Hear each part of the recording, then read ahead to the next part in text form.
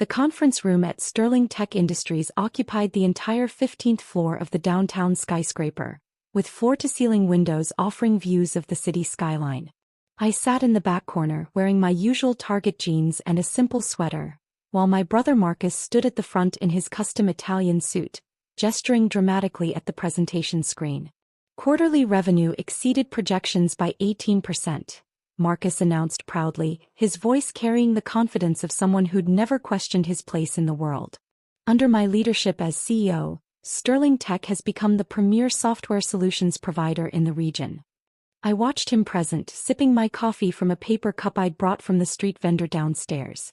The other attendees, venture capitalists, investment fund managers and board members, sat in leather chairs around the massive mahogany table, their attention fixed on Marcus's presentation. "Excuse me," a security guard approached my corner seat. "This meeting is for shareholders and board members only. I'm going to have to ask you to leave." Before I could respond, Marcus turned from his presentation, his eyes landing on me with unmistakable irritation. "David, what are you doing here?" "I was invited," I said simply, keeping my voice level. Marcus's face flushed. "This is a shareholders' meeting. For investors.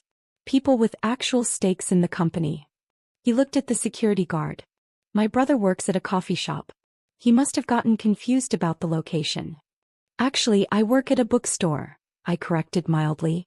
"And I'm supposed to be here." "This is for serious investors only," Marcus said loudly, his voice taking on that mocking tone I'd heard countless times growing up. "Not minimum wage workers. This is embarrassing, David. These people manage portfolios worth hundreds of millions. They don't have time for whatever game you're playing." Several board members exchanged uncomfortable glances. A woman in a designer suit whispered something to the man beside her. "Perhaps we should continue," the board chairman Richard Chin began from his position at the head of the table. "No, I'm sorry about this," Marcus interrupted, walking toward me. "David has always had this problem with boundaries. He doesn't understand how business works." He turned to address the room. "My little brother thinks because we're family he can just show up to corporate meetings. It's honestly kind of sad." I remained seated, taking another sip of my coffee. I received an official invitation from the corporate secretary. "That must have been a mistake," Marcus said, his jaw tight. "Look around this room, David. Everyone here controls significant capital. They're venture capitalists, investment fund managers, board directors. What do you control? A cash register at a bookstore." "Marcus," Richard Chin said more firmly. "We should really—" "I'm the CEO of this company," Marcus cut him off. "And I'm telling you my brother doesn't belong here. He earns maybe $30,000 a year shelving books. The people in this room manage 9-figure portfolios." A man in a gray suit spoke up. "I'm uncomfortable with this. Perhaps we should verify the attendance list." "There's nothing to verify," Marcus insisted. "David wasn't even supposed to know about this meeting. How did you find out?" He looked at me accusingly. "Did you go through my email? Is that it?" "The corporate secretary sent me a formal invitation 2 weeks ago," I said calmly. "Along with the agenda and quarterly reports." Marcus laughed, the sound harsh in the elegant conference room. "The corporate secretary sent you, a bookstore clerk, an invitation to a shareholders' meeting? Do you hear how insane that sounds?" "Perhaps there's been an administrative error," a woman suggested diplomatically. "These things happen." "The only error was David thinking he belongs in rooms like this," Marcus said. "This is exactly like when we were kids. He always wanted to be involved in things above his level. Dad used to say David had champagne dreams on a beer budget." He shook his head. "Except now it's more like champagne dreams on a minimum wage budget." The board members shifted uncomfortably. A few checked their phones, clearly eager to move past the awkward confrontation. "I'm not leaving," I said quietly. "I have every right to be here." "Right?" Marcus's voice rose. "You have no rights here. This is my company. I built this. You stock books for a living and live in a studio apartment." He turned to Richard Chin. "Call building security.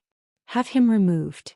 "Marcus," Richard said carefully, "I really think we should." "Yow," Marcus commanded. "I'm the CEO. This is my meeting. And I want my deadbeat brother removed before he embarrasses me further." I set down my coffee cup.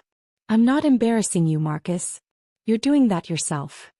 Oh, that's rich coming from someone who still uses public transportation, Marcus sneered. When was the last time you even had a real job? One with benefits, a career path. He addressed the room again. My brother is 32 years old and has never made more than $35,000 a year. He has no investments, no portfolio, no assets. He rents. He takes the bus. And somehow he thinks he belongs in a meeting with people who manage hundreds of millions in capital. I manage more than you think, I said. Marcus laughed again. What, you have a savings account with $5,000 in it? Maybe a 401k with a few $100s? That's adorable, David. Really. But this is a shareholders meeting for Sterling Tech Industries, a company valued at $320 million. Your little nest egg doesn't qualify. Marcus, please. Richard Chin stood up, his expression serious. We really need to. I'm handling it, Marcus interrupted. David, I'm going to say this once more. Leave. No. Before I have you forcibly removed. These people are serious investors. They don't have time for your delusions. What delusions? I asked calmly. That you're some kind of businessman. Marcus exploded. You work retail. You've worked retail your entire adult life. Dad was right about you. No ambition, no drive, no understanding of how real success works.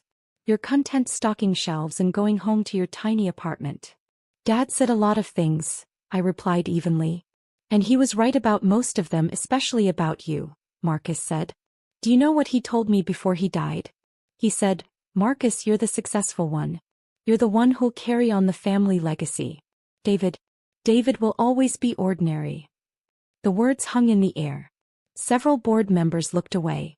That's enough, Richard Chin said, his voice firm now. Marcus, sit down. David, please stay exactly where you are. Excuse me. Marcus turned to him. I'm the CEO.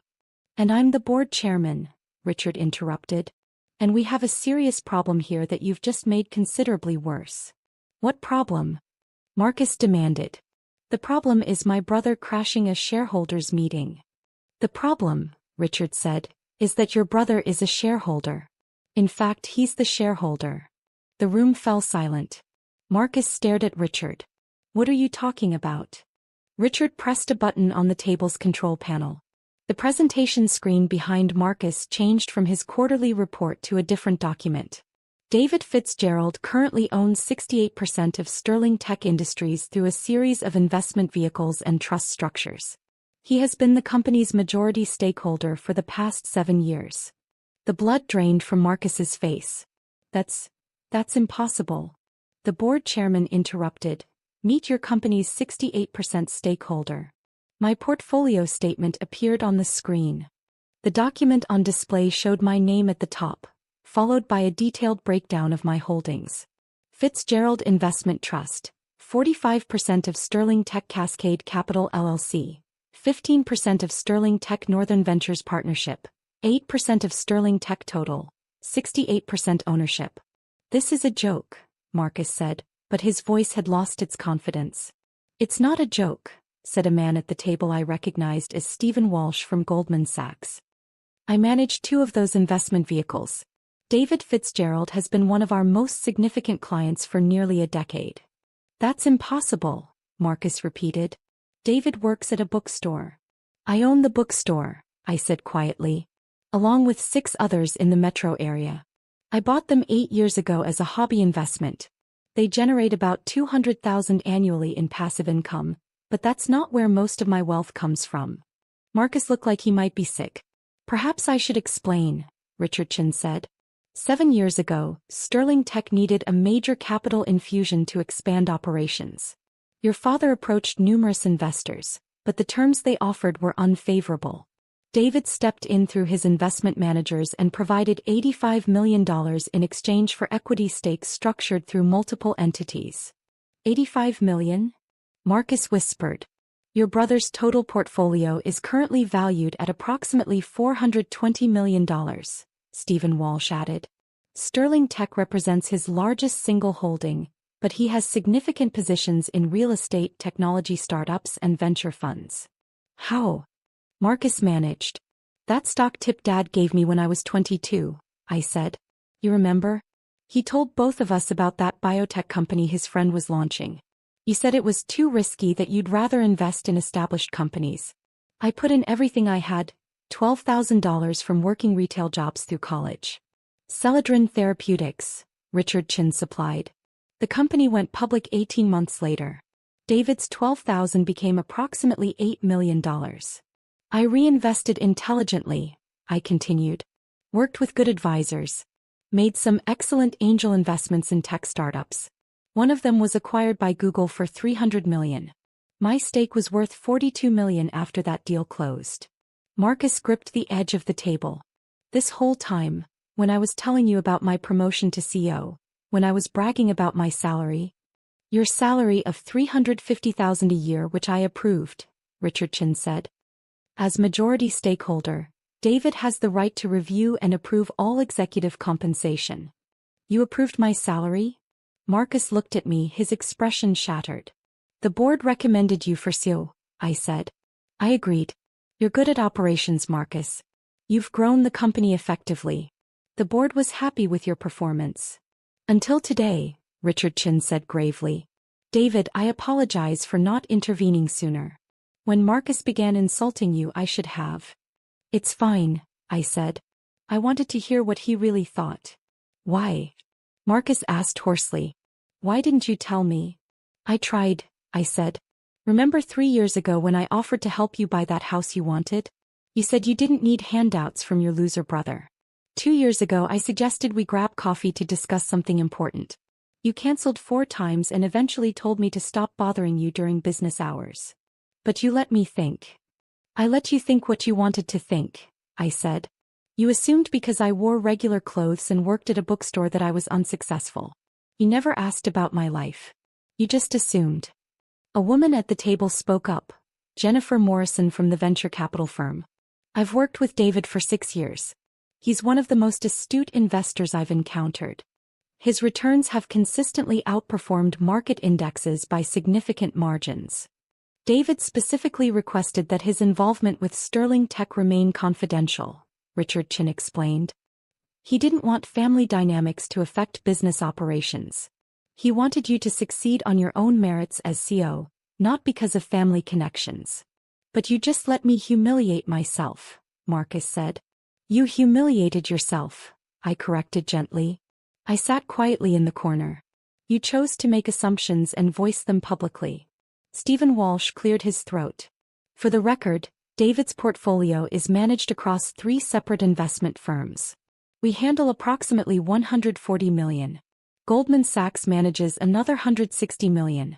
Northern Trust manages the remaining $120 million. He's one of the largest individual investors under 50 in the region. The bookstore thing, Marcus said weakly. Why? I like books, I said simply. I like recommending them to customers. I like the smell of paper and ink. I don't work there for the money, I own it. I work there because I enjoy it. The same way you enjoy being CEO. Enjoyed, Marcus said bitterly. Past tense. You're going to fire me now. That depends, I said, on whether you can move forward professionally after this. How am I supposed to do that? Marcus asked. Everyone in this room just watched me call my own majority stakeholder a minimum wage worker. My career is over. Only if you make it over, Richard Chin said. The question is whether you can separate your ego from your competence. You're an effective CEO, Marcus. The numbers prove that. But your attitude toward people you perceive as beneath you is problematic. I leaned forward. Here's what's going to happen. This meeting will continue. You'll finish your presentation on quarterly results, which, by the way, looked excellent from what I saw before the interruption. The board will discuss normal business. And afterward, you and I are going to have dinner. A real conversation. Maybe the first honest one we've had in years. And if I can't handle that? Marcus asked. If I can't get past this? Then we'll discuss transition plans for a new CEO, I said. But I'd prefer not to. You're good at this job, Marcus. You've grown revenue 18% quarter over quarter. You've expanded into new markets successfully. You've built a strong management team. I don't want to lose that because of your ego. Marcus stood silent for a long moment. The entire room watched him. Finally, he took a shaky breath. I apologize for disrupting the meeting. That was unprofessional. He looked at me. I apologize for the things I said. They were cruel and based on assumptions I should never have made. Accepted, I said simply. Can we? Marcus gestured at the presentation screen. Can we continue? Richard Chin nodded. Please. We have a full agenda. Marcus returned to the front of the room, visibly shaken but trying to compose himself. He advanced to the next slide, a breakdown of customer acquisition costs. His voice was steadier than I expected as he began explaining the metrics. I pulled out my phone and sent a quick message to my investment advisor at Goldman Sachs. Meeting got interesting. We'll fill you in later. Keep the Sterling Tech position unchanged for now. The response came within seconds. Understood. Bloomberg is reporting increased trading volume in tech sector. Should I adjust your Nasdaq positions? Hold steady, I typed back. We discussed this strategy last quarter. Stick to the plan. As Marcus continued his presentation, the board members gradually shifted their attention back to business matters, though I caught several glances in my direction. The woman from the venture capital firm, Jennifer Morrison, sent me a discreet thumbs up. When Marcus reached the section on R&D spending, Stephen Walsh raised a question about budget allocation for the new AI integration project. Marcus answered confidently, walking through the financial projections with the competence that had earned him the CEO position in the first place. The AI implementation should reduce processing costs by 32% in the first year, Marcus explained. Initial investment is $8.2 million, but projected savings over 3 years total $26 million. That's conservative, I spoke up from my corner. Everyone turned to look at me. The similar implementation at Cascade Networks, one of my other holdings, reduced costs by 41% in the first year. With Sterling Tech's volume, you might see even better results. Marcus blinked. You own Cascade Networks? 47%, I confirmed. We completed the AI rollout 9 months ago. I can have their CTO connect with yours to discuss lessons learned if that would help. Yes. That would be very helpful, Marcus said carefully. Richard Chin made a note. I'll coordinate that introduction. David, while we have your attention, the board has been discussing the proposed expansion into European markets. You've seen the projections. I have, I said. The market analysis looks solid, but I have concerns about the regulatory compliance timeline. The GDPR requirements for our data handling practices might need more than the 6 months allocated in the budget. A board member I didn't recognize looked impressed. You've reviewed the European expansion proposal in detail? David reviews every major strategic initiative, Richard said. He may not attend every meeting, but he reads every document and provides written feedback to the board. Usually at 2 a.m, Jennifer Morrison added with a smile. He sends the most detailed analysis emails in the middle of the night. I have insomnia, I explained. Might as well do something productive. Marcus had been quiet, absorbing all of this. Now he spoke up. How long have you been involved in the day-to-day strategy discussions? Since the beginning, I said. Richard forwards me all board materials. I provide input on major decisions. When you wanted to acquire TechServe Solutions last year, I was the one who suggested the counteroffer that eventually closed the deal. That was you. Marcus looked stunned. The board told me it was a strategic advisor. I am a strategic advisor, I said. I'm just also your brother. The meeting continued for another 90 minutes. Marcus completed his presentation, the board discussed several operational matters and various committees reported on their activities. Through it all, Marcus seemed to be processing everything, his earlier arrogance replaced by something more thoughtful. When Richard Chin finally adjourned the meeting, the board members began gathering their materials. Several approached me directly. David, we should schedule time to discuss your thoughts on the European expansion, one said. I'm meeting with the CFO next week to review the venture fund allocations, Stephen Walsh added. Should I include you in that conversation? Send me the agenda, I said. I'll let you know. Jennifer Morrison waited until the others had left before approaching. That was uncomfortable to watch. I'm sorry you had to experience that. It needed to happen, I said. Better now than later. Marcus stood at the front of the room, staring at the now blank presentation screen. I walked over to him. "You were serious about dinner?" he asked quietly. "Completely serious." "I don't understand you," Marcus said. "You have $400 million. You could live anywhere, do anything. But you work at a bookstore and wear Target jeans to shareholders' meetings." "The jeans are comfortable," I said. "And I like my life. Money doesn't mean I have to change who I am." "But I treated you like you were nobody," Marcus said, his voice breaking slightly. "For years. And you just let me." "You're my brother," I said simply. "I wanted you to figure it out on your own. To see that success comes in different forms, that appearances aren't everything. But you were so convinced of your own narrative that you couldn't see anything else. The things I said about Dad." Marcus trailed off. "Were probably true," I finished. "Dad did think you were the successful one.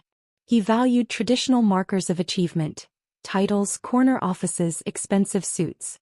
He never understood that I was happy with my choices." "Are you?" Marcus asked. "Happy?" "Very," I said. "I read books I love. I invest in companies I find interesting.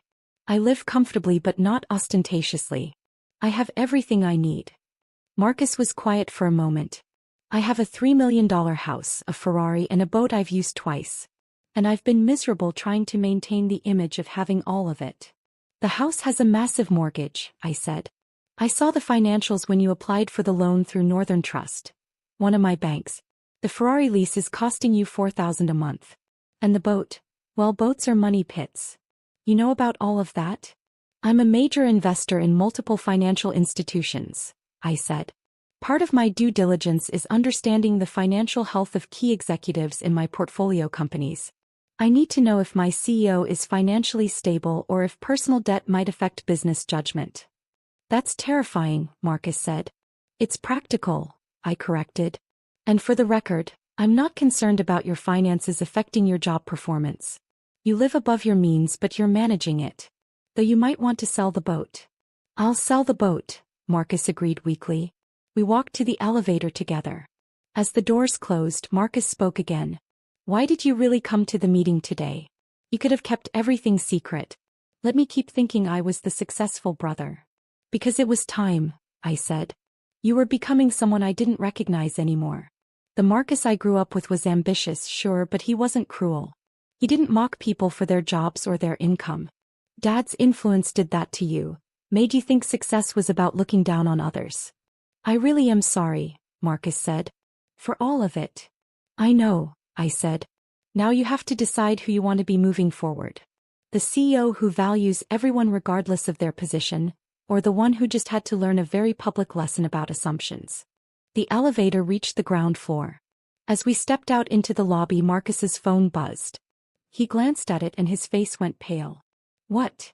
I asked. "Message from the board secretary," he said. "Reminder that I have a company town hall scheduled for this afternoon. 300 employees expecting an update on quarterly performance. So tell them about the excellent quarterly results," I said. "After what just happened?" Marcus looked panicked. "Word is going to get out. Someone in that meeting will talk. By this afternoon, the entire company will know I didn't even recognize my own majority stakeholder." "Probably," I agreed. "So address it directly. Tell them what happened and what you learned from it. Transparency and honesty are powerful leadership tools." "I can't do that," Marcus said. "Then you're not ready to be CEO," I said bluntly. "Real leadership means admitting mistakes and showing people you can grow from them. Otherwise, you're just performing leadership, not actually doing it." Marcus stared at me. "When did you become so wise?" "When I stopped caring about what people thought of my Target jeans," I said. "Do the town hall, Marcus. Be honest. Show them the CEO you're capable of being." We walked outside into the bright afternoon sun. Marcus's Tesla was parked in the executive spot near the entrance. My 10-year-old Honda Civic was in the public garage 3 blocks away. "Let me give you a ride to your car," Marcus offered. "I'll walk," I said. "It's a nice day." "David," Marcus said as I turned to go. "Thank you. For not destroying me in there. You could have. You had every right to. You're my brother," I said again. "I want you to succeed. I just needed you to understand that success isn't about putting other people down to lift yourself up." I walked away, leaving Marcus standing beside his Tesla. My phone buzzed. A message from Richard Chin. That was either the best or worst board meeting we've ever had. Unclear which. We'll call later to discuss next steps. I smiled and pocketed the phone. 3 blocks away I reached my Civic, climbed in and drove to the bookstore. I had a shift starting in an hour and Tuesday afternoons were always busy. When I arrived, my store manager, Patricia, was rearranging the mystery section. "How was your meeting?" she asked. "Eventful," I said, grabbing my name tag from behind the counter. "My brother found out I own the company he runs." Patricia laughed. "How'd he take it?" "About as well as you'd expect." "Does this mean you'll finally stop pretending you need to work retail shifts?" she asked. "I've been telling you for years you don't have to be here every Tuesday." "I like Tuesdays," I said. "Besides, Mrs. Chin is coming in for her monthly book club picks. She trusts my recommendations." "You're a very strange multimillionaire," Patricia said, shaking her head. "I prefer to think of myself as a well-read investor," I corrected, and went to help Mrs. Chin select her next month's reading list. That evening I had dinner with Marcus at a quiet restaurant far from the downtown business district. He looked exhausted. "The town hall went well," he said. "I told them everything. What happened, what I said, what I learned. They appreciated the honesty." "Good," I said. "I also told them about you," Marcus continued. "Who you really are. What you've done for the company." Some of them already knew. The CFO admitted he's known for years. But most were surprised. "How did they react?" "They wanted to know if you were going to start being more involved in daily operations," Marcus said. "I told them you preferred to work through the board and executive team." "That's accurate," I confirmed. Marcus set down his menu. "I need to ask you something and I need you to be honest. Are you going to replace me as CEO?" I considered the question carefully. "Do you want to continue being CEO?" "Yes," Marcus said immediately. "Despite everything, or maybe because of everything, yes. I love the job. I'm good at it. I just need to be better at remembering that my position doesn't make me better than anyone else." "Then I have no intention of replacing you," I said. "But I need your commitment that today represents a genuine change, not just temporary embarrassment." "You have it," Marcus said firmly. "I promise you what happened today will never happen again." "Good," I said. "Because Sterling Tech is about to get a lot more interesting." "What do you mean?" I smiled. "That European expansion the board discussed? I'm approving an additional $40 million in funding. And I'm bringing in 2 other portfolio companies for strategic partnerships that should triple our market penetration within 18 months. Marcus's eyes widened. $40 million. Just like that. Just like that, I confirmed. I believe in the company's potential. More importantly, I believe in your ability to execute the vision. Assuming you can get past seeing people's bank accounts instead of their capabilities. "I can," Marcus said. "I will." We ordered dinner and talked for 3 hours. Really talked, perhaps for the first time in a decade. Marcus told me about the pressures of maintaining his image, the constant anxiety about whether he was successful enough, impressive enough, wealthy enough. I told him about the freedom that came from not caring about any of those things, from defining success on my own terms. $420 million, Marcus said at one point, shaking his head. "And you drive a Civic." "It's reliable," I said. "Gets good gas mileage. Hasn't broken down in 10 years. I'm paying $4,000 a month to lease a Ferrari I'm terrified to drive because I might scratch it," Marcus said. "And you're paying maybe $300 a month for insurance on a car you actually use." "Probably less than that," I said. "Civics are cheap to insure." Marcus laughed. A real laugh, not the performative executive chuckle I'd heard at the meeting. "I've been an idiot." "You've been trapped in a narrative," I corrected. "Dad's narrative about what success looks like. But you can write a new story now." "Starting with selling that boat," Marcus said. "Starting with selling the boat," I agreed. We finished dinner and walked out to the parking lot. Marcus stopped beside his Tesla. "Same time next month?" he asked. "Dinner, I mean. Not a hostile shareholders meeting." "Same time next month," I confirmed. I drove home to my modest apartment, parked in my assigned spot and climbed the stairs to the 3rd floor. Inside, I made tea and settled onto my couch with the new historical fiction novel I'd been excited to read. My phone buzzed one last time. A message from Marcus. Thank you for today. For everything. For believing in me even when I didn't deserve it. I won't let you down. I typed back, you never let me down. You just lost sight of what mattered. Glad you found your way back. I set the phone aside and opened my book. Outside my window, the city lights twinkled in the darkness.